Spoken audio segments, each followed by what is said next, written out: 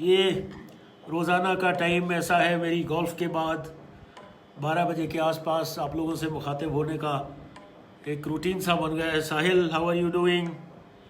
और सभी से गुफ्तगू हो जाती है अच्छी। मेरी भी गज़लें और नज़में, उनको कोई धरातल मिल जाता है, आकाश मिल जाता है छूने के लिए। काफ़ी अरसा से बहुत सी किताबों में सिमटी पड़ी थी, तो अब मौका मिल रहा है कि आप लोगों के साथ न केवल साझा करूं, बल्कि वो उन जज्बात के साथ साझा करूं जो उनको लिखते वक्त कभी मेरे जहन में उभरे थे और कभी मैंने उनके साथ उड़ान भरी थी। सुनील छावड़ा वेलकम, प्रीत कमल वड़ैच जी वेलकम। आज का सिलसिला अभी शुरू करता हूँ। थोड़ा सा रूपरेखा बता दूँ, वही 2-3 मुद्दे जो ज्वलंत हैं उनको इशू करेंगे, उनको छेड़ेंगे। Yashveer Mahajan ji welcome welcome. We missed you on the golf course, although I was able to see somebody like Mr. Puri, I don't know. सबसे पहले तो शुरुआत करता हूँ वही 2-3 मुद्दे, और उसके बाद फिर नज़में और फिर 1-2 अंग्रेज़ी की मेरी माई ओन खजुराहो से, और फिर एक मिडल आएगा, और लास्ट में आपके लिए एक फिर आज सरप्राइज़ है। और नहीं गाऊंगा, नहीं उड़ाऊंगा, so you can keep guessing, you can make guesses. बात शुरू करना चाहता हूँ पुलिस ब्रूटैलिटी से, इसलिए भी कि I have been an insider all through. एक केस हुआ ट्यूटिकोरिन तमिलनाडु में, जिसमें एक बाप और बेटे को पुलिस कस्टडी में टॉर्चर कर दिया गया, मार दिया गया। उनकी पोस्टमार्टम रिपोर्ट भी अजीब सी आई, उस पर भी शक उभरता है। जब उन दोनों को पुलिस वालों ने मजिस्ट्रेट के सामने पेश किया, तो मजिस्ट्रेट साहब ने भी उन शख्स से एक्यूज्ड पर्सन्स को देखने तक की हिम्मत नहीं जुटाई। रूटीन में रिमांड एक्सटेंड कर दिया गया। आजकल प्रॉब्लम यह है कि आप जुडिशरी का भी कुछ नहीं बिगाड़ सकते। ए जज pridefully says, Sonia Yadav welcome, a judge would proudly say that, well, I have passed a wrong order, I am competent to pass a wrong order, you go and file an appeal against it. If a bureaucrat, अगर कोई IPS officer, कोई नीचे थानेदार या कोई IAS या HCS या BDO या पंचायत सेक्रेटरी कोई गलत काम कर देते हैं, कोई गलत ऑर्डर पास कर देते हैं, तो उनके खिलाफ डिपार्टमेंटल एक्शन होता है, बट माई लॉर्ड्स के खिलाफ कुछ नहीं होता। They are competent to pass wrong orders. You can go in appeal against that particular order. कहीं एक जगह फांसी हो जाती है, अगली कोर्ट में जाके बरी हो जाते हैं, उसके बाद फिर रिव्यू में आ जाते हैं तो फिर सज़ा हो जाती है। सो इट्स जहाँ भी हाथ रखिए थोड़ा सा दिक्कत का ही सामना है। लेकिन चलिए, पुलिस ब्रूटैलिटी पे मैं 1-2 बातें और कहना चाहूँगा। वो ये है कि ज़्यादातर पुलिस ऑफिसर्स, जो सीनियर ऑफिसर्स हैं, अगर वो अपना इमीडिएट कंट्रोल अधीनस्थों के ऊपर रखते हैं तो इस तरह की वारदात नहीं होती है। I don't want to sound anecdotal, but yes, wherever I have remained as SP और कमिश्नर और IG और ADGP और whatever, I have made sure that whenever you have somebody in your custody, in your lockup, you need to inform me personally.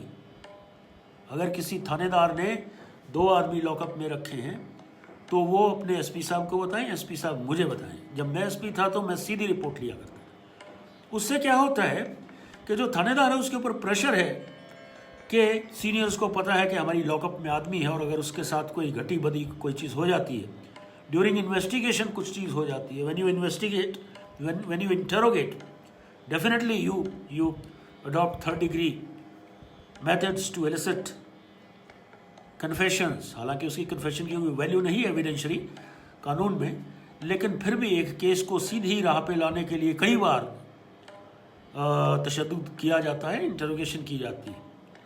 और जो कि जायज़ नहीं है। मैं ये नहीं समझता हूँ जायज़ है। मैंने कभी पहले भी इसकी हाँ नहीं की, अब रिटायर होने के बाद भी नहीं कह रहा हूँ कि इसकी कोई ज़रूरत है, क्योंकि बहुत सी चीज़ें फोरेंसिक साइंस में और डायरेक्ट एविडेंस में और सर्कमस्टेंशियल एविडेंस में अवेलेबल हैं। सो पुलिस को चाहिए नहीं। हम लोग क्या करते हैं, जब हमारा कंट्रोल अधीनस्थों के ऊपर वीक हो जाता है, जब वो ये समझते हैं कि यहाँ से 20, 30, 50 किलोमीटर दूर हेडक्वार्टर है या मेरे अफसर बैठे हैं और यहाँ हम इसको 2 घंटे में एक्यूज्ड को मार पीट के कुछ भी उगलवा सकते हैं। और सबसे बुरी बात ये होती है, एक बंकर मेंटालिटी है हम लोगों के अंदर, और ख़ास तौर पे जितनी भी यूनिफॉर्म फोर्सेस हैं, यूनिफॉर्म सर्विसेज हैं, उसमें ये बंकर मेंटालिटी मिलती है।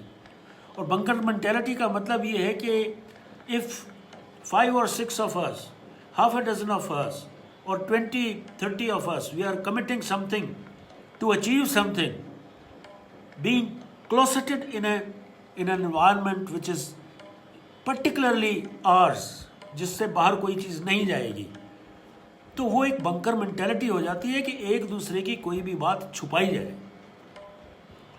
जब पुलिस इस तरह की इंटेरोगेशन लॉन्च करती है दिन में रात में, तो वो एक बंकर मेंटालिटी के अधीन काम करते हैं। 5 या 7 या 10, 8 लोग जितने भी थाने में हैं, चाहे 20, 30 भी हैं, वो एक बंकर मेंटालिटी के अधीन काम करते हैं कि ये बात बाहर नहीं जाएगी, जो तशद्दुद है, जो टॉर्चर है, वो बाहर नहीं जाएगा। सो लिहाजा यदि आप as a senior officer, if you keep a tab on your subordinates, if you keep an eye on them, तो काफ़ी हद तक प्रॉब्लम जो है वो सुलझ सकती है। एक और चीज़ यहाँ आती है, उषा जी वेलकम, यहाँ ये आती है कि आप जब इंटेरोगेशन करते हैं तो बड़े क्रूड तरीके इस्तेमाल करते हैं। हालांकि सुप्रीम कोर्ट ने DK बसु वाले केस में जजमेंट देते हुए ये कुछ सेफ गार्ड्स रखे हैं मेडिकल एग्जामिनेशन के, इसके उसके। You have to inform the nearest available kith और किन, relative or friend of the person who has been accused and taken in custody. Rashmi, welcome. So ये ब्रूटैलिटीज़ कम हो सकती हैं अगर इस तरह के मेजर्स हम लोग लें। और ज़्यादातर जब लोग 2, 3, 4 पुलिस वाले शराब पी के कई बार इंटरोगेशन करते हैं, तो that proves so very deadly and fatal for the accused person. शराब के नशे में आपने शायद फिल्म देखी होगी अर्ध सत्य। हालांकि उसकी कहानी थोड़ी सी जस्टिफाई करती है एक पुलिस वाले के मेंटल कंडीशन को और उसके रोल को, जो वो तशद्दुद करता है, ज़्यादती करता है, लेकिन वो अर्ध सत्य है। वो अर्ध सत्य है और उसको पूर्ण सत्य बनाने के लिए आपको वो पोर्शन काटना होगा जहाँ एक पुलिस वाले की मेंटल स्टेज जो है, मेंटल कंडीशन इन्वॉल्व ना हो, एक rational, constitutional, logical sense involve हो। ये इस पे मेरा एक और व्यू है कि आपने पुलिस को बहुत से कामों से लाद रखा है। They are overworked. I have been an insider, I have served the Indian police service, 34 साल मैंने इस फोर्स में लगाए हैं। हमें लगता है कि पुलिस से ज़्यादा काम लिया जा रहा है। यानी इन लोगों को जो बाप बेटा, विनोद भैया गुड मॉर्निंग, जो बाप बेटा पुलिस ने अपनी कस्टडी में ली और इनको मारा और उन्होंने 8 बजे के बाद अपनी दुकान खोल ली। Who the hell has asked the police to ensure that the shop should be closed? Why not the shop inspectors? Why should the police go and have it implemented that you pull down your shutters at 8 o'clock? Why? Inspectors हैं, shop inspectors हैं। मैं तो यहाँ तक कहता हूँ कि traffic भी एक अलग स्टाफ होना चाहिए। ट्रैफिक के मार्शल्स हैं। ट्रैफिक में you don't have to hang somebody, you don't have to arrest somebody until unless he has killed someone in an accident, willfully, negligently or otherwise. जहाँ अरेस्ट नहीं है तो फिर वहाँ पुलिस की प्रेजेंस की ज़रूरत क्या है? ट्रैफिक मार्शल्स हैं, कैमरा लगे हुए हैं, घर पे चालान भेजिए, पेनलाइज करिए, फाइन कीजिए। अगर अरेस्ट भी करना पड़े तो ट्रैफिक मार्शल्स हैं, कोर्ट में सीधे लेके जाइए। Why should the police be involve? दूसरी एक और चीज़ है सर्विस ऑफ समन्स। 20-30% जो पुलिस कांस्टेबल्स और स्टाफ है वो सर्विस ऑफ समन्स में लगा रहता है। कोर्ट्स बुलाती हैं, उन मुल्ज़िमों को, उन लोगों को, उन विटनेसेस को कोर्ट में पेश करना है। अरे you have courier services these days, if you are not relying on your own postal services, you have courier services, you have the summon sent through couriers, outsource कर लीजिए। Why to burden the police with this extra baggage? लाशें गली छड़ी मिलती हैं, 4 दिन पुरानी लाश है, पुलिस वाले जाके उसको उठाएंगे। जहां आप अपनी नाक बंद करके रुमाल रख के जाते हैं, वहाँ पुलिस वाले जाएंगे, लाश को बाहर खींचेंगे, उसको एक ठेले में लेके और पोस्टमार्टम हाउस तक लेके आएंगे। ये सारी चीज़ें जब रोज़ दर रोज़ होती रहती हैं तो पुलिस वाले का भी, माफ़ कीजिए, एक तरह से संवेदना हरण हो जाता है। उसको उतना काम दीजिए जितना उससे तवक्को है और उसको ओवरबर्डन मत कीजिए। आपके शहर में अगर चीफ मिनिस्टर आ जाए या एक वीआईपी कोई गुजरना हो तो पूरे ज़िले की, शहर की जो 80% फोर्स है वो रूट पे लग जाती, just to ensure smooth passage for the VVIP और VIP. What the hell is it? Police को ओवरबर्डन मत कीजिए, उससे काम ऐसे ले लीजिए कि जिसमें ऐसे ऐसे ऑफेंसेस हैं जिनमें अरेस्ट करने की ज़रूरत ही नहीं है। मान लीजिए कोई आदमी शराब पी के पड़ा है कहीं, उसने कोई झगड़ा कर दिया, एक पुलिस वाला, 2 पुलिस वाले जाएंगे, उसको अरेस्ट कर लेंगे, थाने में लेके आएंगे, लॉकअप में बंद करेंगे, मेडिकल करवाएंगे, अगले दिन उसको कोर्ट में पेश करेंगे। 2, 4, 5, 10 दिन का हो सकता है रिमांड मिल जाए या छूट जाए या पर्सनल बॉन्ड पे छूट जाए। 10 रुपये के पर्सनल बॉन्ड पे उसकी वो छूट जाता है। 4 दिन बाद आके फिर वही क्राइम करने लग जाता है। So why are you trusting and trusting the police to arrest this person at all? इस क्राइम को ऐसा बना दीजिए कि सीधा पुलिस या कोई भी एजेंसी या एक्साइज वाले बंदे का चालान करें और सीधा कोर्ट में जाके अपना फाइन दे दें। Why is the procedure of arrest so very necessary? And मैं तो यहाँ तक कहता हूँ कि disarm the police, take away their arms. London police के पास आर्म्स नहीं होता है, except the Metropolitan Police of London, they don't carry arms. हमारे यहाँ पिस्तौल जब तक नहीं लगी होगी, स्टैन गन हाथ में नहीं होगी, तब तक ना तो वीआईपी की पोजीशन बनती है, ना ही पुलिस वाला ही अपने आप को कोई पुलिस वाला समझता। जब आपको बंदूक की और वेपन की ज़रूरत होती है, वो टाइम आपकी ज़िंदगी में 1 या 2 बार आता है। मैंने भी देखा है 34-35 साल की लाइफ में, मुझे भी 2-3 दफ़े से ज़्यादा पिस्तौल निकालने की ज़रूरत नहीं पड़ी। So why are you arming your police with such weaponry which can be the trigger of any kind of murder or custodial death or custodial violence? So this is a moot point, and I just wanted to discuss this thing because this was troubling me. और आज के दिन जैसे CBI में ये चली गई है, क्या बोलते हैं, जांच इसकी, तो let's see what comes out of it. थोड़ा सा लाइट कर देता हूँ, माहौल थोड़ा सा ज़्यादा सीरियस हो गया। मेरे कुछ साथी जो है वो, मैं भी कोई बहुत ज़्यादा अच्छा गज़ल गो या नगमा निगार या कोई बहुत ज़्यादा गीतकार नहीं हूँ। मैं भी I just scribble and I make sure that there is some kind of a rhyme scheme incorporated here and there, और कभी कभी कोशिश कर लेता हूँ अच्छी गज़ल बन जाए, अच्छी गज़ल ना बने तो नज़म भी बन जाए, नज़म ना बने तो एक और चीज़ नसल होती है जिसे प्रोज़ कहते हैं। मेरे कई साथी ऐसे भी हैं जो एक 4-6 लाइनें लिखी और उसको कहेंगे ये गज़ल है। गज़ल नहीं है। गज़ल जो है एक ख़ास सोच को लेके चलती है और वही सोच थ्रू आउट 5, 6, 7 जितने भी शेर होते हैं, अशार होते हैं गज़ल में, उनमें वही थीम रहती है। ऐसा नहीं है कि पहले 2 शेरों में आप महबूबा की बात कर दीजिए और बाद के 2 शेरों में आप देशभक्ति की बात पे चले जाएं।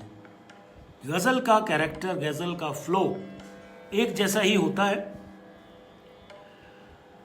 और गज़ल में काफिया और रदीफ की पाबंदी होती है। रदीफ बदलती रहती है, काफिया वही रहता है। ये छूट आपको नज़मों में है, नज़मों में है, गीतों में है, आप कुछ भी लिख सकते हैं, तुकबंदी चला सकते हैं, बट ख्याल एक हो, वज़न एक हो, काफिया हो, रदीफ हो, ये सारी बातें गज़ल की विधा की नेसेसरी कंडीशंस हैं। सो जब भी आप नेक्स्ट टाइम ट्राई कीजिए, सो आजकल तो सभी जगह गूगल पे और इस पे सारी मिल जाता है कि how to write ghazals and how to write nazms. एक और चीज़ मैं कहना चाहूँगा, कल एक, हालांकि मुझे मैं कहूँगा तो हो सकता है उसका रिएक्शन भी कुछ आए। अंटा में कोई चबूतरा नहीं होता था, महम में है, बाकी और जगहों पे हैं बहुत ज़्यादा। अंटा में बहरहाल मैंने कोई चबूतरा, परस होती थी हमारी, परस होती थी, परस बोलते थे जहाँ इकट्ठा होते थे लोग बाग। इसने विनोद भैया ने अच्छी बात मुझे याद करा दी। कल एक इंटरनेशनल वेबिनार हुआ था हरियाणा के ऊपर, हरियाणा कल्चर के ऊपर, स्पेशली धोक दादा खेड़ा के ऊपर, जो एक ट्रेडिशन है, एक परंपरा है, एक कॉमन डेटी को मानते हैं गांव में। कोई एक पर्टिकुलर कास्ट का नहीं होता, बट सारे ही गांव के दादा खेड़ा होता है, और वो इसलिए वो किया जाता है कि गांव की ग्रोथ हो, ख़ानदान की ग्रोथ हो, वंश की ग्रोथ हो। अनफॉर्चुनेटली कल मैं भी इसका part, fortunately unfortunately I was part and parcel of this webinar, but it was a waste of time. We are Haryanvis, many of us are Haryanvis here, and I was pained to know that all the speakers who had been invited at the webinar, it was an international webinar where hundreds and thousands of NRIs who had gone from the land of Haryana and elsewhere, they were there. They were only reading out our messages. मुबारकबाद देता हूँ, बहुत अच्छा show है, आपने बड़ा अच्छा किया है, आप विदेश में रह के भी अपनी कल्चर को नहीं भूले। इस चीज़ के अलावा कोई एग्रीकल्चर पे बात नहीं है, कोई इंडस्ट्री पे बात नहीं है, कोई थिएटर पे बात नहीं है, कोई हेल्थ पे बात नहीं है, कोई एजुकेशन पे बात नहीं है, कोई फोक पे बात नहीं है, कोई लिटरेचर पे बात नहीं है, कोई फोकलोर्स पे बात नहीं है, किसी तरह का और कोई पर्सनैलिटीज़ पे बात नहीं है। जो इश्यूज़ खाप के हैं, जो इश्यूज़ ऑनर किलिंग के हैं, जो इश्यूज़ फीमेल फिटिसाइड के हैं, उनको क्यों नहीं आपने डिस्कस किया इस फोरम पे? सो मैं हताश हुआ, और ज़्यादा मुझे जो है वो असली बात कहूँ तो मज़ा नहीं आया। I may draw flak from this, I may be criticised, but सच्चाई यही है कि it was an effort gone waste. आइए आपको नज़मों की तरफ ले चलता हूँ। आज की बड़ी प्यारी सी नज़्म है, इसको आप थोड़ा सा इमेजिन करके देखिए, आपको बहुत मज़ा आएगा। Maybe they are beginners, but they have to carry out everything professionally. You cannot be a beginner and hold an international webinar like that without addressing the concerns. It is not a mela. Everyone around is a professional and he is a beginner. He must learn. Yeah, sure, Bhuvnesh, we can organize a webinar. नज़म पेश कर रहा हूँ मधुमास। और imagine करिए कि एक चांद का कटोरा है या इंद्रधनुष है, और मैं और आप, या आप और आपकी महबूबा, या आप और आपका प्रेमी, बिलवर्ड, कुछ भी कहिए, योर सोलमेट। आधे चांद कटोरे के तुम हो एक कंगूरे पे। ये कंगूरा हरियाणवी देशज भाषा का शब्द है। आधे चांद कटोरे के तुम हो एक कंगूरे पे, और मैं बैठा दूजे पे, पहले खेलें सीसा सीसा।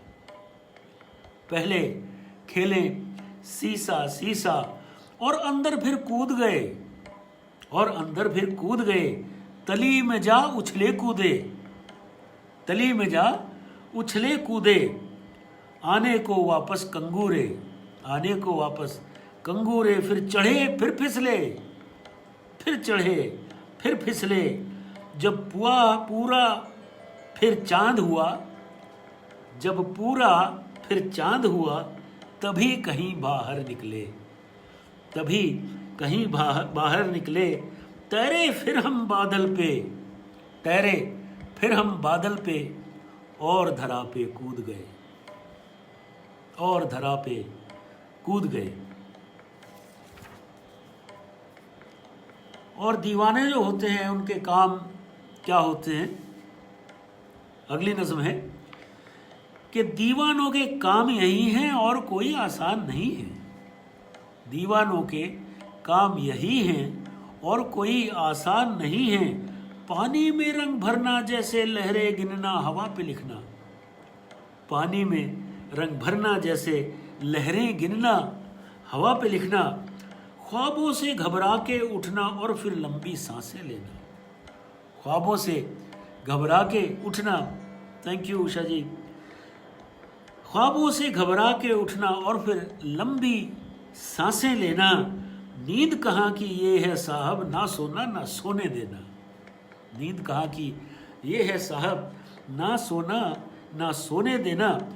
तुम बतलाओ बाग के निगरां किसने और ये कब लिखा था। बाग के जो माली हैं या बाग को जो रख रखाव करने वाले हैं या पार्क कीपर्स हैं, तुम बतलाओ बाग के निगरां किसने और ये कब लिखा था। खुशबू करना कैद महल में और मसलना फूलों को भी। किसने कभी कब लिखा था। खुशबू करना कैद महल में और मसलना फूलों को भी। गर्दिश की जद में रहकर याद ये सब कुछ क्यों रखते हो। गर्दिश की जद में भी रहकर याद ये सब कुछ क्यों रखते हो। कोयल की मीठी तानों को बोर भला तुम क्यों कहते हो। कोयल की मीठी तानों को बोर भला तुम क्यों कहते हो। ऐसे में फिर दीवाना कहते हो खुद गरज जमाना। ऐसे में तुम फिर दीवाना कहते हो खुद गर्ज जमाना। आमिल का तो इल्म यही है, अमल को ही बस ईमा कहना।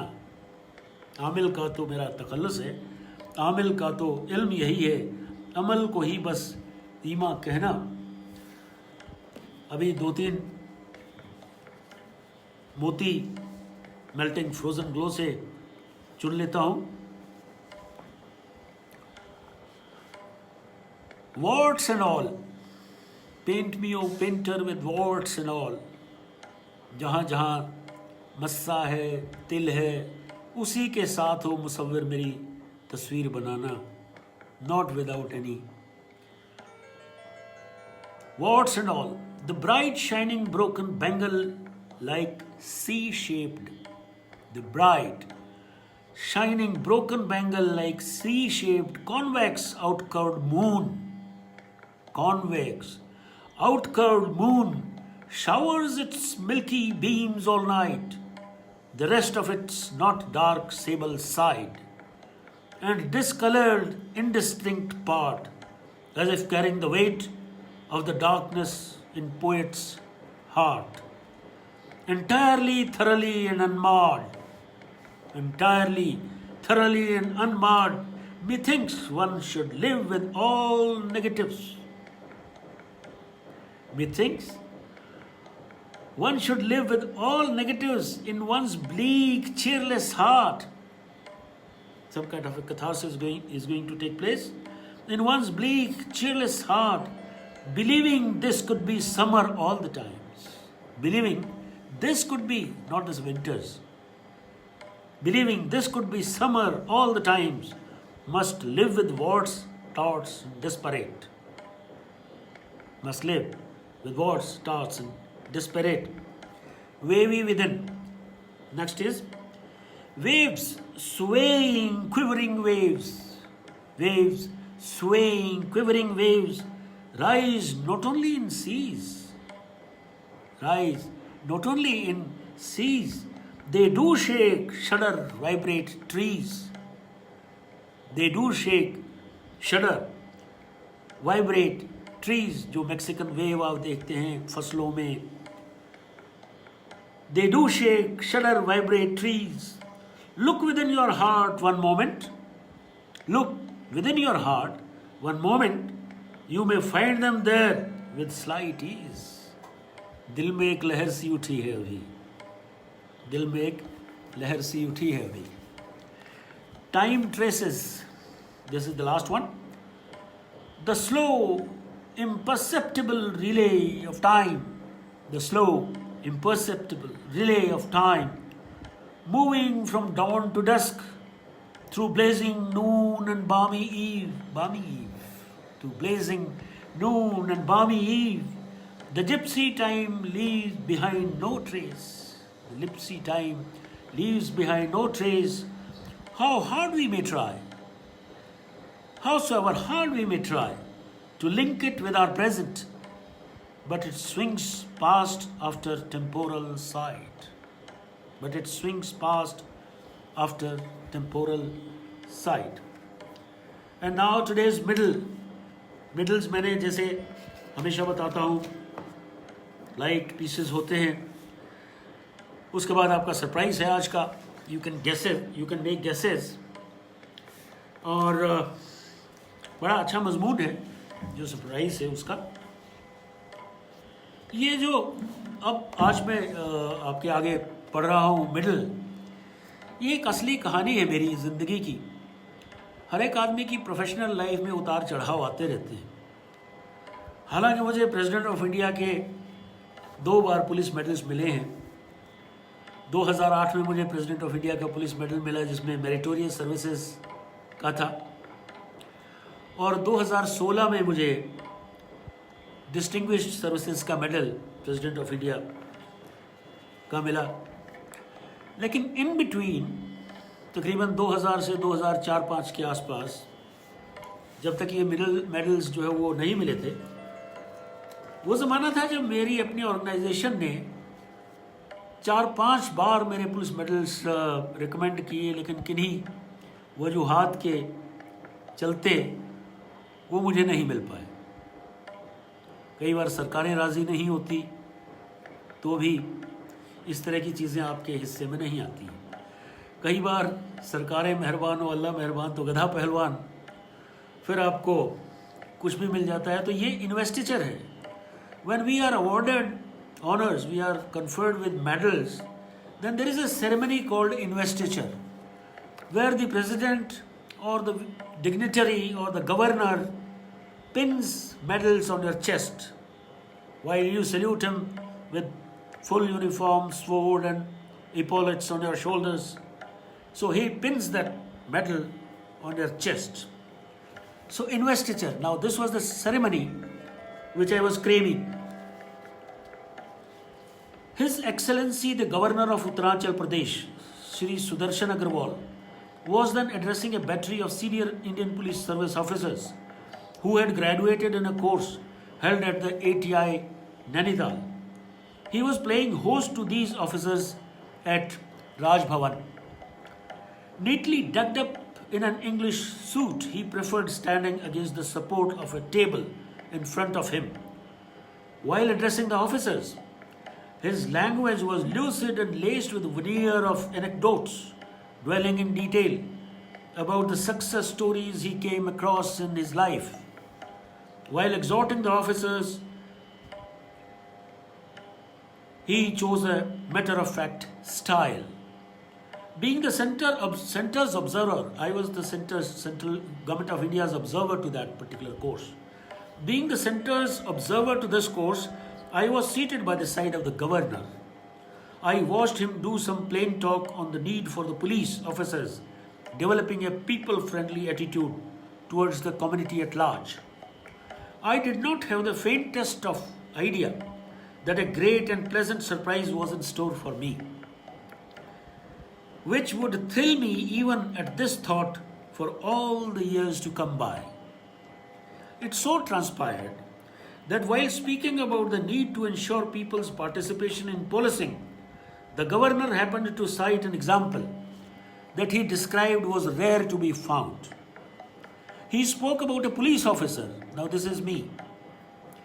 He spoke about a police officer who floated a non-political, non-governmental organization with nearly 100 socially conscious citizens of his district some years ago in a North Indian state. He also recalled the transparency this organization ensured in police work, as also the credibility that the department earned due to this new venture. Well, it may be recalled, it is just of the cuff remark that मैं उस time Fatehabad SP हुआ करता था कुछ अर्सा पहले उससे, और वहाँ मैंने एक ऑर्गेनाइजेशन फ्लोट की थी NGO फतेह ध्वज करके फतेहाबाद में. जिसमें 80 के करीब सोशली कॉन्शियस सिटीजन्स थे और वही सारा का सारा काम पुलिस का ओवरसी करते थे और they were in fact a bridge between the common masses and the police. This was done to ensure that people should not be afraid of reaching out to the police, or they should not fear the police while making complaints to them. So this body made sure that there existed a bridge between the police as also the community.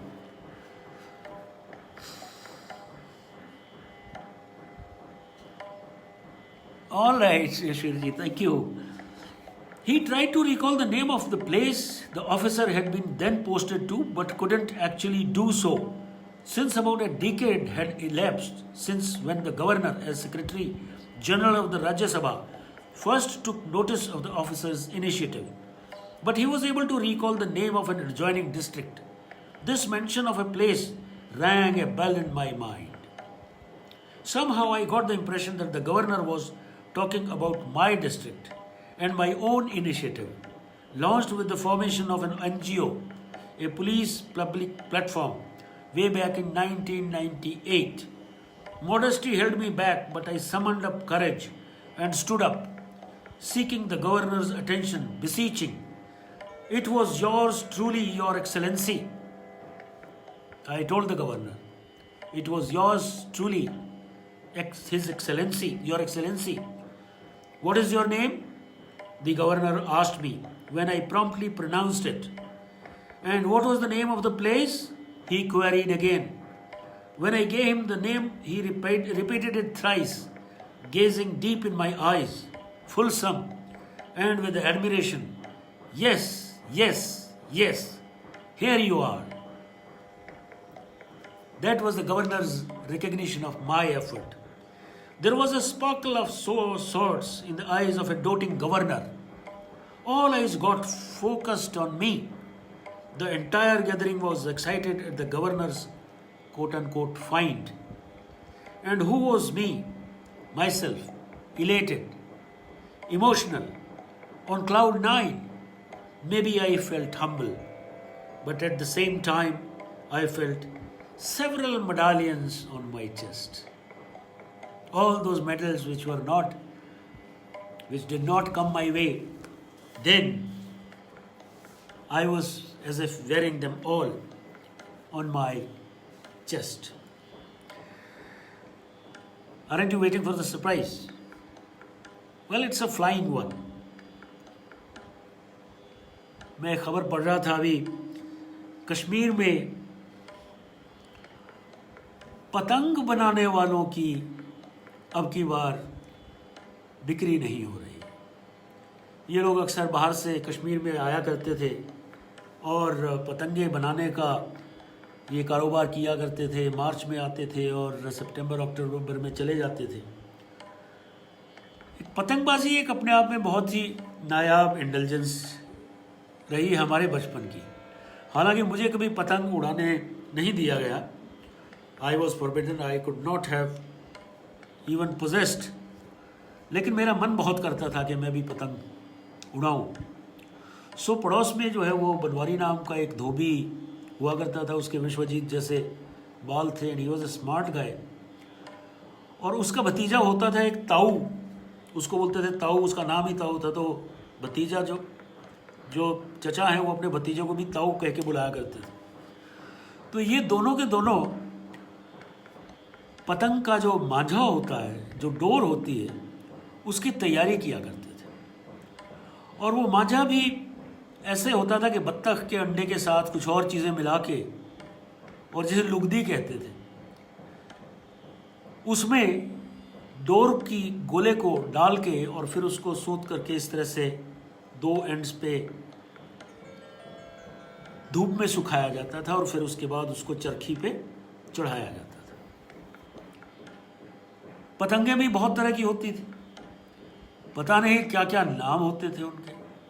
कोई तितली थी, कोई डब्बा था, कोई तिरंगा था, कोई बक्सा था, कोई कुछ कोई कुछ, कोई लंगर वाली होती थी, कोई झोल वाली होती थी, काई पोचे, सुशांत राजपूत की जो फिल्म आई थी, वो काटा, वो पतंगबाजी से ही थी।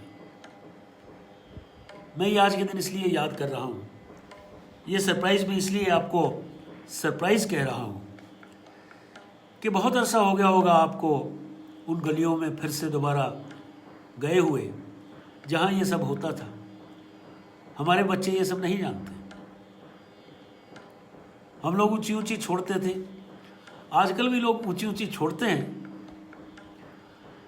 लेकिन पतंगबाजी कोई नहीं करता। एक ऐसा शौक हुआ करता था जिसमें टांग बाहें भी टूट जाया करती थी।